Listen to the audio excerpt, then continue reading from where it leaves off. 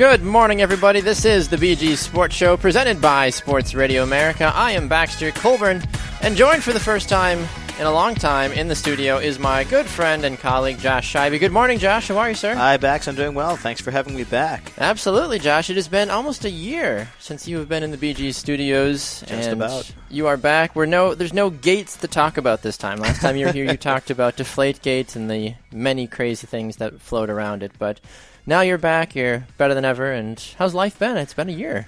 Yeah, a lot of things have happened this year. Graduated from college, started working on What's the Score with You and a couple of other things, acting during nights. Looking for a new vehicle at the moment. I just got into a car crash last week. But you're okay, though? I'm okay. Nobody was hurt. Oh, good. Car was totaled, but I'm okay. Well, Josh Scheibe, you might need to start a GoFundMe campaign or something for Josh Scheibe's new car fund. Not a bad idea. You never know. Some people will give money for the craziest things, honestly. If they'll give them for like a new Fuzzy Pumper barbershop doll, I think they'll do it for a car for you, honestly. But Josh, I'm excited to have you here. We're going to chat a little bit about the sports world. Connor Christensen will be joining us as well in our second segment, so we all know that that's a good time when Connor decides to join the party as well. But for those of you can find us on Facebook at The BG Sports Show. You can find us on Twitter at BG Sports Show. You can find myself at Baxter Colburn. Josh, where can folks find you on Twitter? I am at The Real Scheibe. The Real Scheibe. Are there fake Scheibes out there? I don't know, but I wanted to make sure that I got in ahead of them. Fair enough. Nicely done, sir. And for those of you that enjoy listening to the show, you can find us on Sports Radio America. You can find us on demand on Spreaker, on iHeartRadio, on iTunes.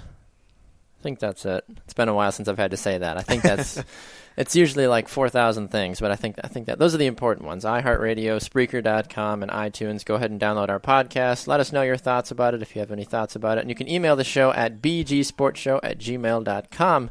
All right, Josh. Well, first thing I want to chat with you about today, and we want to talk about in general in the sports world, is Cam Newton. He seems to be the focal point of so much discussion. His Panthers soundly destroyed the Arizona Cardinals this last weekend, and now they're going to the Super Bowl against the Denver Broncos, which is fantastic. I think Carolina hasn't seen this much success since Jake Delhomme was their quarterback, which was early 2000s, back when the Brady era was just beginning. Right. So gives you an idea of how long it's been. But talk a little bit, Josh, about Cam Newton and his effect on not only the Panthers but the NFL this year. Well, people are questioning whether or not Cam's going to get the MVP this year, and I really do think he is going to be the MVP, because if there was ever an MVP season for Cam Newton, it would probably be this year. Oh, absolutely. I mean, they built their entire offense around him. He was largely the Panthers' offense.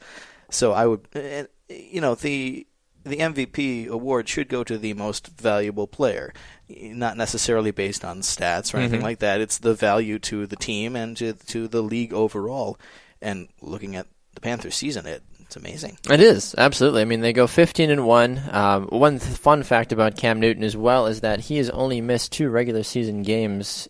He hasn't started 2 regular season games because I believe he was out with injury last year since he came into the league back in 2011. So, you look at the records for the Carolina Panthers since Cam Newton's been in the league: 6-10, 7-9, 12-4, 5-8-1.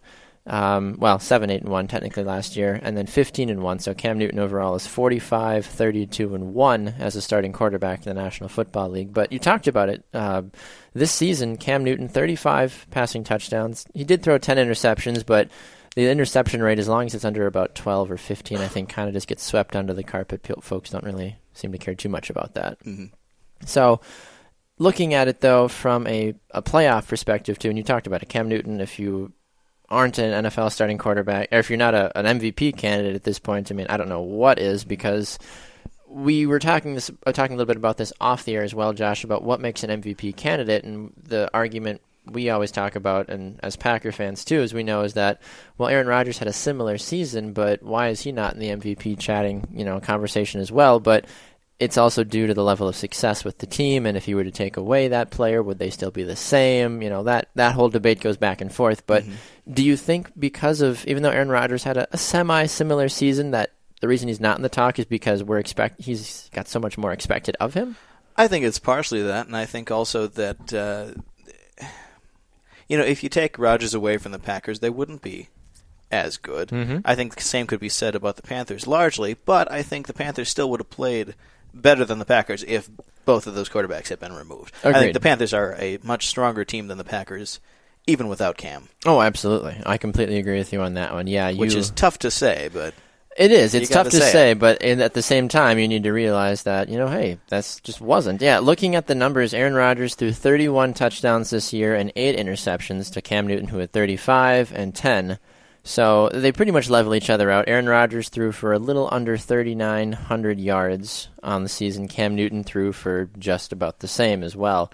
It's an interesting breakdown of the two, and this is just because we know, and I'm sure there's other quarterbacks out there too that had similar seasons, so don't think that we're trying to hone in. It's just the fact that this is someone close to home that we in the local media have heard the talks about Aaron Rodgers to Cam Newton, this, that, and the other.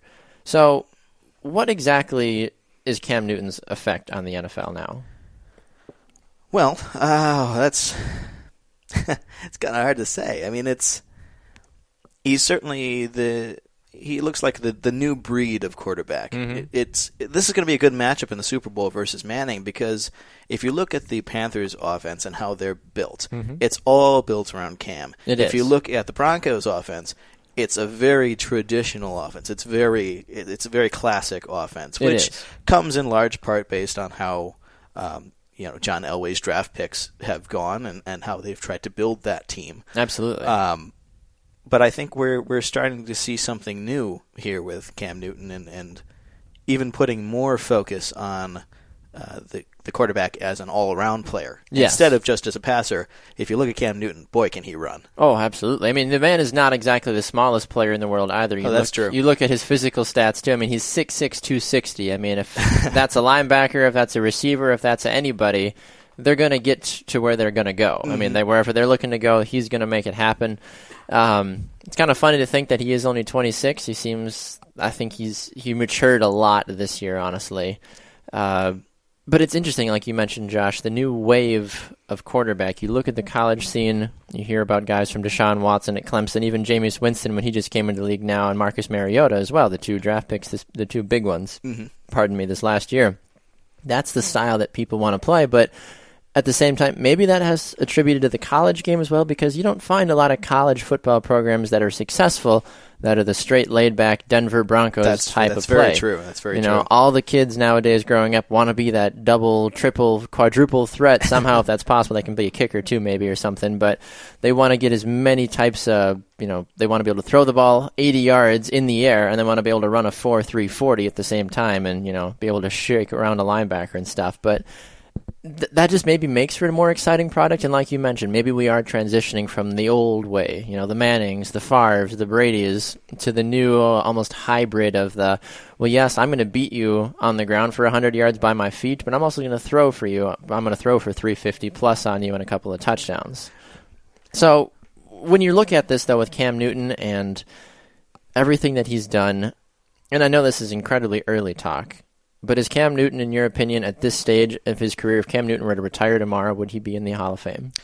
Ooh, I think it's too early to say that. I think he's had a couple. I think that clearly this is his best season. Yes.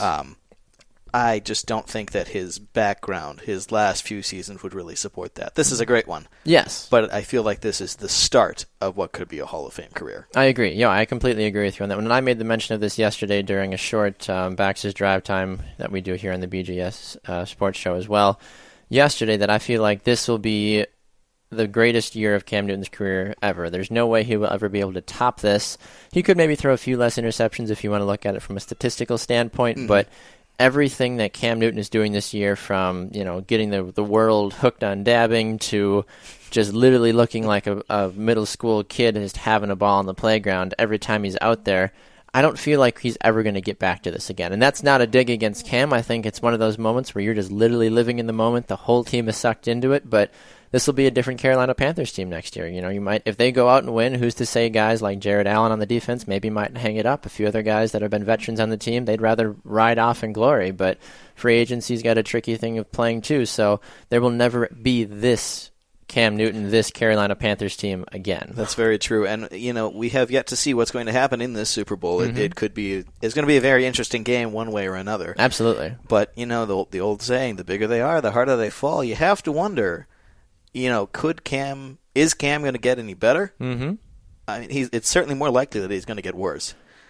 That is very true. I mean, look at Peyton Manning. Right. You could even make an argument about Tom Brady this year, and I know all the Patriot lovers out there are saying it's the offensive line. Yeah, we get it, okay? Packer fans too. We understand, okay? But even still, offensive line or not, you still can get you are still in control of how quickly that ball gets out of your hand. I think Cam kind of runs the risk sometimes of being a little too confident in his own abilities, and which is something that you hear a lot about him. He comes off as very arrogant. It seems like his ego is so big sometimes he had to build a guest house.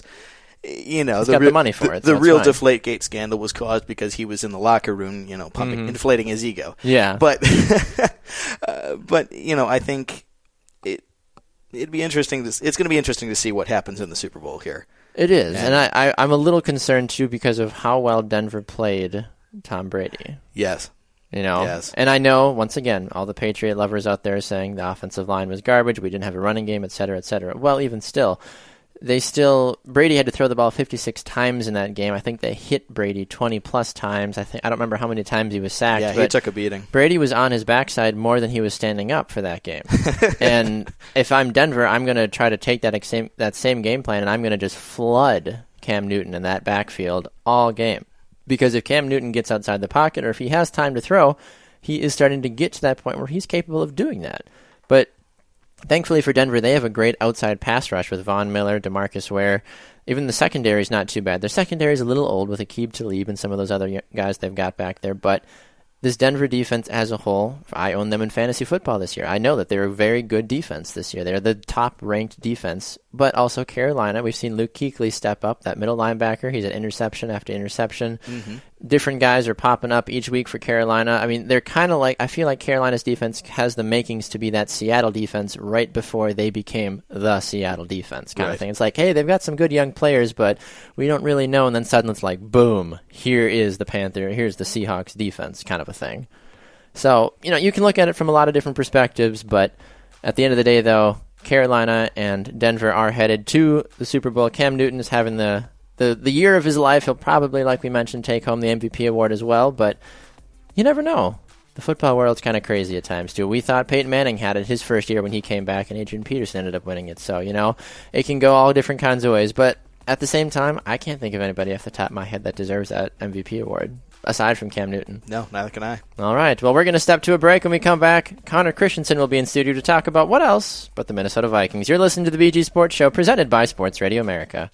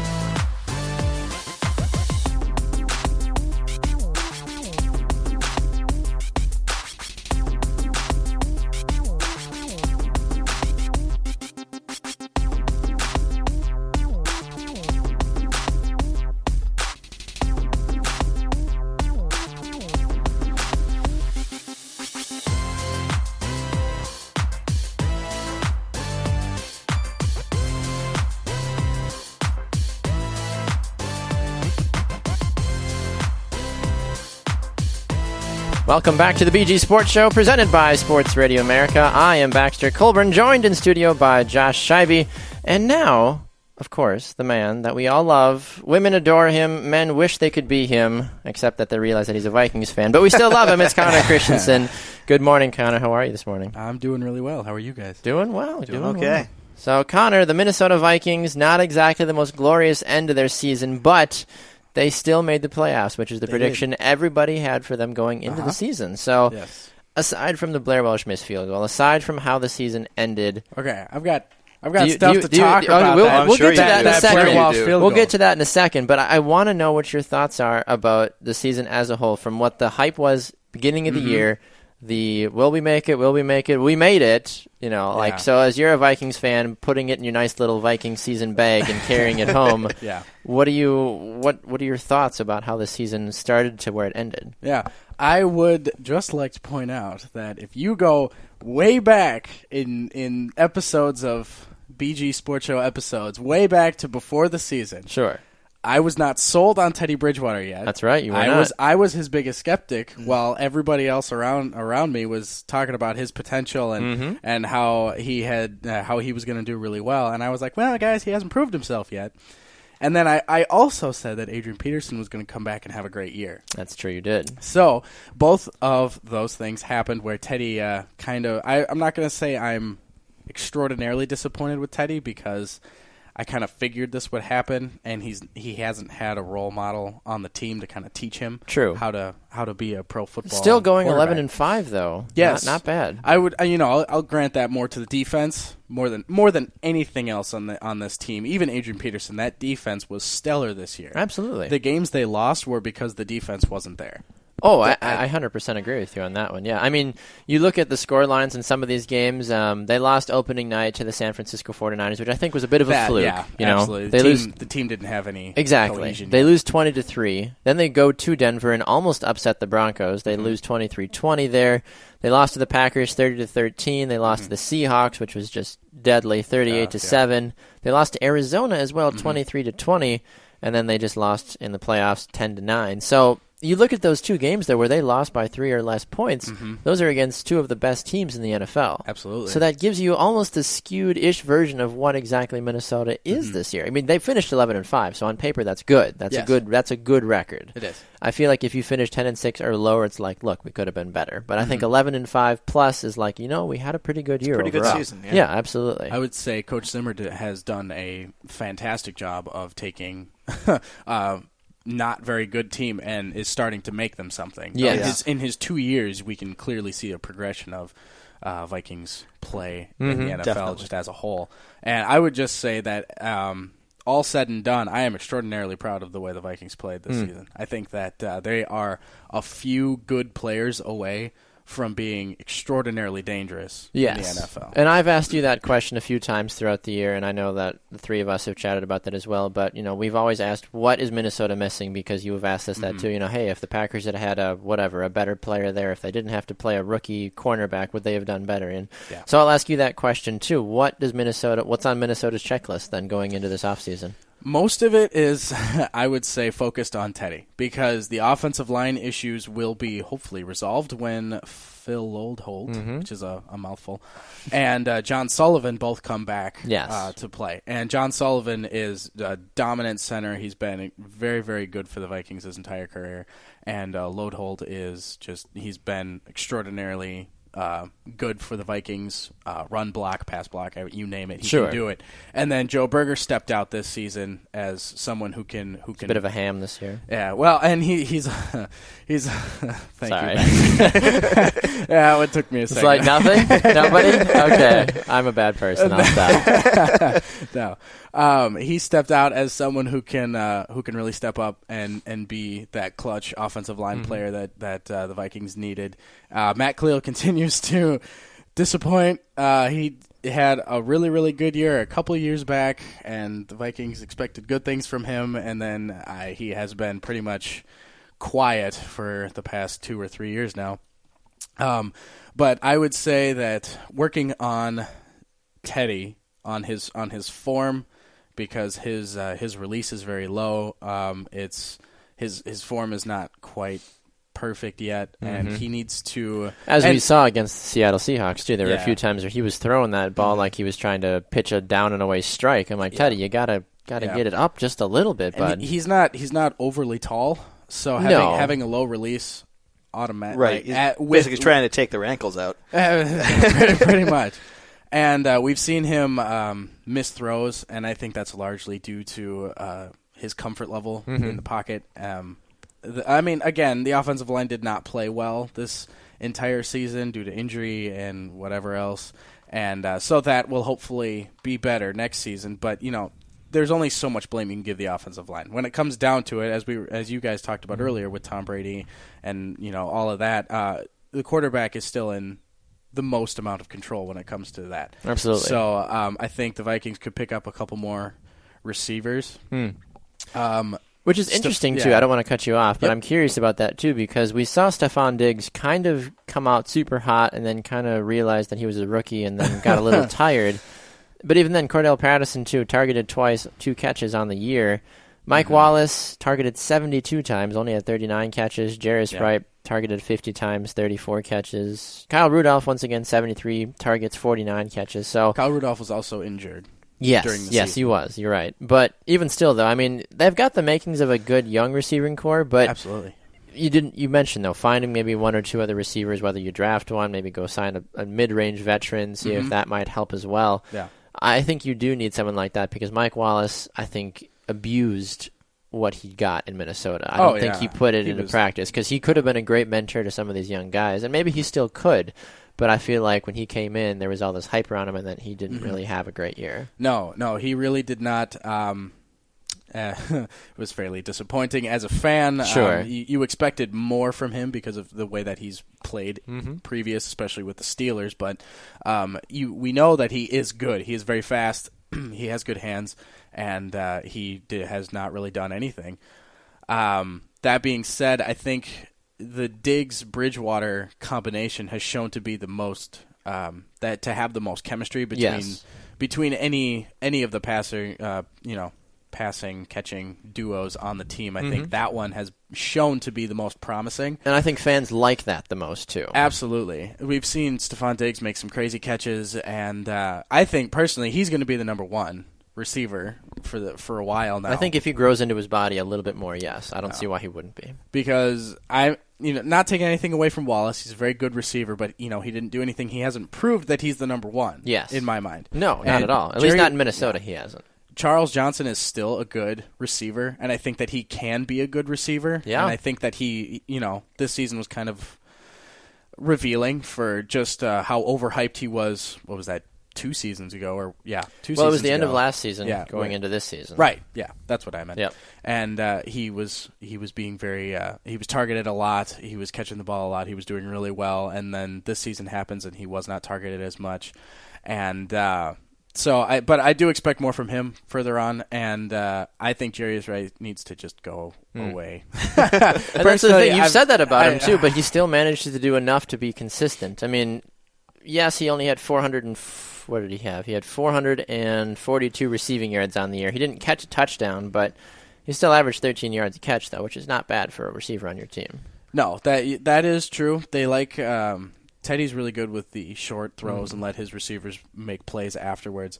And I think that he's consistent enough to stay with the team, but I don't think he's very good. Well, the question, there's a difference between being consistent and being effective. Yes, and absolutely. You have to question whether he's actually being effective on the team. I would agree with you. And I do. I've never been a Wright fan personally. First guy we cut in Madden every time. Very true. And so I think if they got rid of him, that would be just fine with me. Go pick up a It'd be just right if they did that. Good one. Sorry. And they really need to figure out something with Cordell Patterson because I think his special teams ability is enough to keep him on the team. But I would love to see him develop as a receiver. I feel like he'd be a good slot receiver. I mean, I know he's a little bit taller, but at the same time, though, he is fast. And we saw that. Yes. I mean, he had 2 kick returns for touchdowns this year. He helped in the punt return game a little bit, but that was more so Marcus Sherrills as well that did more of the returning this year for the punt return game. But, you look at the Vikings as a whole, I think Cordell Patterson could find a home in the slot or just a little bit more training and coaching, which I think Zimmer wants to do with him. I don't think you want to cut somebody like that loose. No, absolutely because not. If he gets on the right team with the right coach anywhere and he ends up blowing up as a star, Vikings are sitting here going, well, crap, why did we let him go, And obviously there's a certain level of hype to what they actually do, so you need to be careful. That absolutely. But I feel like we've seen enough from him that he could be a great receiver. I agree. I think they need to work on his route running, and they need to work on his catching ability. But, Absolutely. If they figure that out with him, he could be very, very dangerous in the next couple of years. Absolutely. We've seen his ability to elude, and his ability his speed is just ridiculous. So I think he's worth holding on to and developing more. Fair enough. All right, well, we're going to jump to a break. When we come back, Connor's going to hang out with us, and we're going to chat about something that Mike McCarthy said recently about his boss, Ted Thompson. You're not going to want to miss it. We'll be back with more on the BG Sports Show, presented by Sports Radio America, right after this.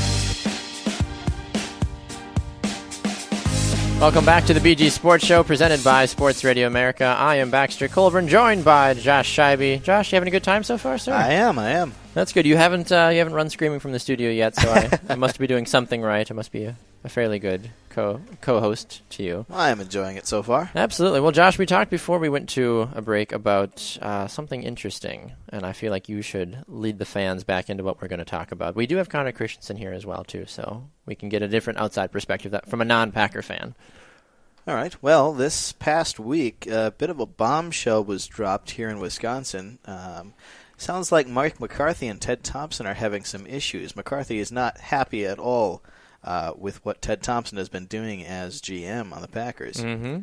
Yep, absolutely. Yeah, there's an article that came out at NFL.com and multiple different sources, too, saying that according to several sources, McCarthy is fed up with his boss's unwillingness to take a chance and reinforce their roster with veteran players that might be unknown to the Packers, but have the talent to contribute. Yeah, it's not just the weather that's getting icy up here. Exactly, yeah, and I think this has been a long time coming as well, and Josh, I'm curious to get your thoughts about this.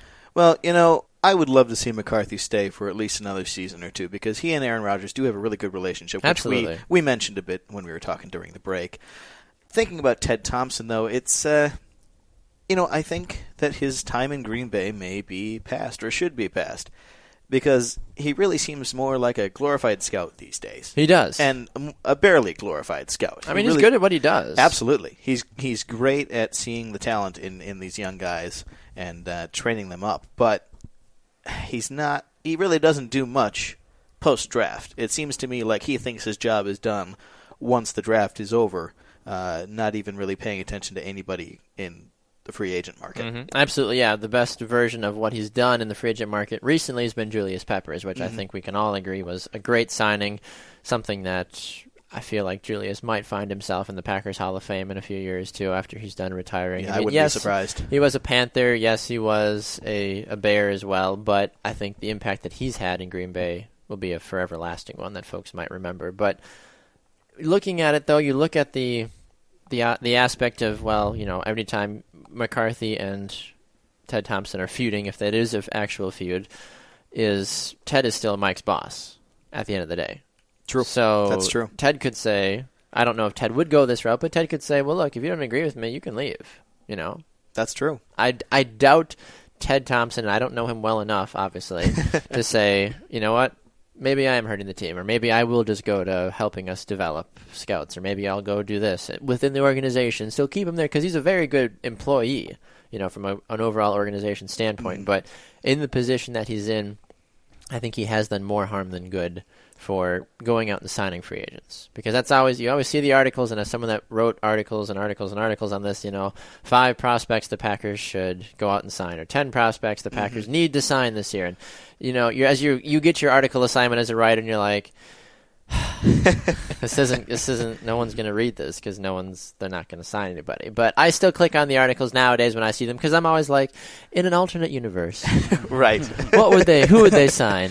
So the biggest rumor this year is Doug Martin from Tampa Bay, which I think they should do, but that's neither here nor there. So, but Connor, as an outsider looking in, what do you feel? Because I know you were pretty good with Minnesota, with everyone that your organizational standpoint seems to be Thank you. Pretty sound. Yeah. But looking in, and you've been around enough Packer fans in the organization long enough that you've probably developed your own thoughts and feelings about Ted Thompson, Mike McCarthy, etc.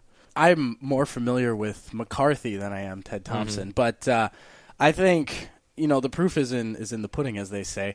When the Packers brought in Julius Peppers, he's done very, very well for the Packers, and I remember when that happened. All of my Packer fan friends were like, "Oh my goodness, we signed somebody. That's so weird. Yeah. Like, what's going on?" And I was like, "Well, I mean, he's a great player, so why not?" Well, it's funny because the big news wasn't, we just signed somebody who used to be a Bear. It was, we signed somebody. Yeah. Exactly. And then you just said bringing in Doug Martin, and I think he's way better than Feast Mode. And Starks has been Hamburglar has been consistently disappointing. But so bringing in Doug Martin would be, go for that. That would be the best run game you guys have had in a long time. Absolutely. Yeah, probably since I'm on green. That's true. I would agree with you on that one. And I'm looking at some of the other potential targets, too. A lot of receivers are being rumored, too. Travis Benjamin is one of them out of Carolina. Okay. I'm pretty sure. Yeah, Travis Benjamin is one of them. Percy Harvin is another rumored one. Reuben Randall, another. And Jermaine Kearse, Mohamed Sanu, Anquan Bolden. James Jones is technically a free agent. More than likely they will re-sign him, though. I think that would be smart to bring him back.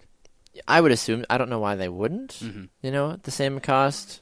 I've actually heard Greg Jennings rumored as possibly coming back. Do you think because of how well that they saw things happen with James Jones this year that they might be looking at Greg Jennings and saying, look, maybe? Because he didn't really do much. I was going to say, I wouldn't say that James Jones really did all that well after those first couple of games where he looked like the team's savior. Had a great couple of games, but I don't know. It's hard to say because Jennings was very good. He was. He had a great rapport with Brett Favre, and even better, I think, with Aaron Rodgers. So it's hard to say.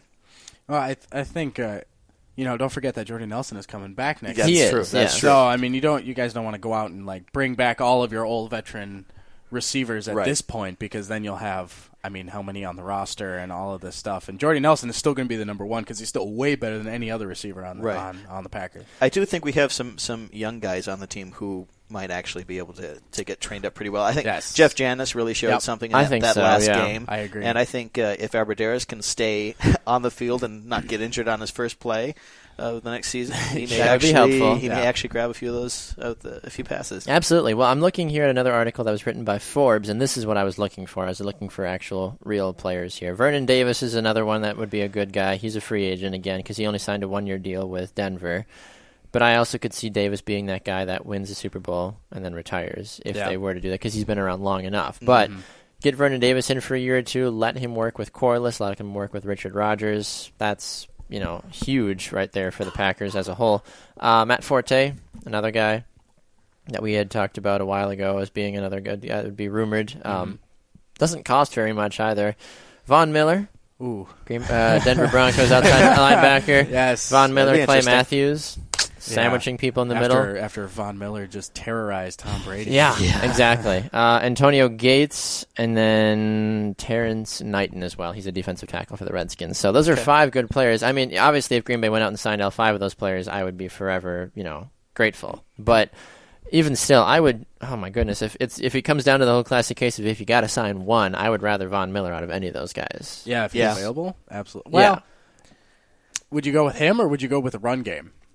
I'd rather go for Von Miller because I trust, as much as I would probably still swear at the run game, I would trust it more so if I knew we had a great defense. Did you hear the news with Eddie Lacy? That he's trying to train with the P90X trainer? Yeah. Tony Horton is going to train up feast modes, help him drop some weight and get back in shape. That would be nice. That'd be good. Lacey's got a lot of potential. The guy's some cross between a bowling ball and a pinball. Exactly, and that's why I'm not 100% ready to just be like, all right, he's done. Let's toss him out. Yeah. So I think if he does what he's going to say he's going to do, we go out and we draft one more running back like we do every year, which is fine. Or maybe we can go out and sign some low whatever guy just to add some depth. That's great. But I would much rather, if I had to pick one out of these 5, I would rather Von Miller come in, even though I'm sure Denver is going to give him a nice, huge, fat paycheck. I don't know why they'd let him walk. I don't know why any team would let Von Miller walk. No. You can still look at the overall possibility, of it maybe happening. I would agree with that choice because if we can shore up the defense, and get Lacey and Starks if he's going to keep playing for the Packers. Yeah. If Richard Rodgers and Corliss can stay healthy, but also prove that they can be a little bit more consistent. Right. Yes, an Antonio Gates. Yes, a Vernon Davis would be great. But at the same time, we don't need to go and spend a ton of money on them. If we had to spend a ton of money on one player, I'd rather it be Von Miller, personally. And there's tons of other guys out there too. But just through these 5 on this article, I was like, yeah, this is who I would want. I think the Packers have always been good enough offensively. Like this season was kind of a lull for them offensively. But, it was, but I mean, we see promise in Richard Rodgers. I think he's stepping up to be that receiving. Tight end. So I don't know if you necessarily need the Vernon Davis or you need Antonio Gates or all those other people. They'd be nice to have, but the defense is what needs work from an outsider looking in. It's the defense that seems to be slipping up because you need to get some pressure off Clay Matthews so that he can be a playmaker again. Yeah, I was going to say as good as Clay Matthews and Julius Peppers are together, if they can't do everything. No, and BJ Raji is not doing. I've never been a huge BJ Raji fan, honestly. Yeah. I mean, some people swear by him, but yeah. And so you were talking about the D tackle from the Redskins, whose name I've already forgotten. Terrence somebody. I'll see if I can find him again. And if he's at least a Raji level, D tackle, then he could be very valuable as well to the defense. Absolutely. Because you don't need someone. You don't. I mean, obviously Von Miller would be the better choice. But if you can't get Von Miller, then you need. I think more on the line is what. I agree. What the Packers do. I agree. I mean, these are just a few names that I'm throwing out here too. But other guys that are going to be free agents this year. Eric Weddle. And he wants to be done. He wants to leave San Diego. We saw that. We saw that because that they're potentially moving to wherever, San Diego, Los Angeles, or not out of San Diego. What is I forget. Wherever that they're possibly moving to, he made it very well known that he does not want to be back next year. He wants to go to a new team. He's a dynamic free safety. Yes, he is 31. Yes, he would cost somebody a good amount of cash, but still be another guy, though. If you're looking for a safety, get him in. Von Miller, as we mentioned. Halatoy Nagata from Detroit. He would be another good guy to get. Eric Berry, the free safety out of Kansas City, who overcame cancer this year. Normally, I'd say yes to Jason Pierre-Paul, but not with the season that he's had. All Fingergate and everything. Chad Greenway is a guy that's free this year. Justin Tuck, Tamba Hali. These are just guys on the defensive side. Nick Fairley down in St. Louis. Charles Woodson, but he's retiring. Yeah. And I wouldn't expect Greenway to go anywhere. He wants to stick with the Vikings for at least another season. Terrence Knighton was the name, by the way, the D tackle out of Washington. So there are a lot of good players as I look around the free agent list right now that will be available. Some very expensive, some not so much. As I mentioned, Doug Martin is another guy too that's hanging around towards the bottom of this list here. That in terms of how much he might cost somebody. So, it all depends on what the Packers want to go for. So, but overall, going back to this McCarthy Thompson thing real fast before we wrap things up. Is it going to be something that we see addressed maybe in this free agent market? Do you think we see Ted Thompson just kind of appease folks and maybe sign one or two people just to shut people up? Or does he say, look, I'm Ted Thompson. I'm going to go draft a bunch of people and stick it to everybody like I do every year? I would like to see him sign some people. Though you got a question, are you looking at immediate results or are you looking for something farther down the line? 'Cause that's what Thompson is good at is big picture, 3-4 seasons from now, once we've trained these guys up. And, I would like to see something a little more immediate because I think they have, if you sign a couple of guys and really shore up that defense or maybe add some depth to the backs, the halfbacks, I think we could have a Super Bowl team next season if we do sign a couple of these guys. I agree. One thing that I noticed here fast, too, as I was flying through the free agent list is that the dynamic cornerback for the Carolina Panthers, Josh Norman, is a free agent this year. Really? Wow. Yeah. But more than likely. Yeah, the Panthers would be crazy. More than likely. My first thought was like Packers, and my second thought was like, oh shoot, Seattle's going to sign him. Like that was my first. That was my first thought. But that's neither here nor there. Connor, what are your thoughts about this? I think that yes, we can look long term, 3-4 seasons down the road. But I think if Thompson decides to go out and sign somebody, that 3-4 seasons down the road kind of becomes a 1 to 2 seasons down the road. Because even if he signs one or two guys just to help the defense as a whole, because I'm instantly thinking of Chad Greenway on the Vikings because he has been such a leader for the Vikings. When he's not there, the whole team suffers. Like offense and 100%, defense. Yep. So I think bringing in a player like that who can do that and like bring the defense as a whole together. Those are the important players that you look for, and I think bringing in some people, outside the organization to come in kind of helps. Absolutely. Even develop positions that are not their own. Yeah, and the other question becomes, well, if Ted Thompson is on his way out, do we have time to train up those guys for 3 or 4 years before we can expect a good team? That is true. So. I don't know. That's the great thing about football, though, is that everybody like us gets to just sit here and talk about it. That's why they play the game, as my former co-host Sam Wallace would say. So, well, thank you so much for everybody for listening. You have been listening to another edition of the BG Sports Show. Special thanks to Connor Christensen for stopping by today and offering some Vikings and just general football insight. Mr. Scheibe, you made it. How do you feel? You're a show in the bag. I feel good. I think I made my team happy. I got through the whole thing. Okay. I think my performance was pretty good. Fair enough. All right. Well, Mr. Scheibe, where can folks find you on Twitter? They can find me at TheRealScheibe. All right. And you can find the show on Twitter at BG Sports Show. You can find myself at Baxter Colburn. On Facebook, we are The BG Sports Show. And if you ever want to email us, you can email us at thebgsportshow@gmail.com. You can listen to us on demand on Spreaker, on iHeartRadio, and on iTunes as well. Download our podcast. Give us a review if you'd be so kind. For everyone here at the BG Sports Show, I am Baxter Colburn. He's been Josh Scheibe. Once again, special thanks to Connor Christensen. We'll see you all again next time on the BG Sports Show. Enjoy your day, everyone.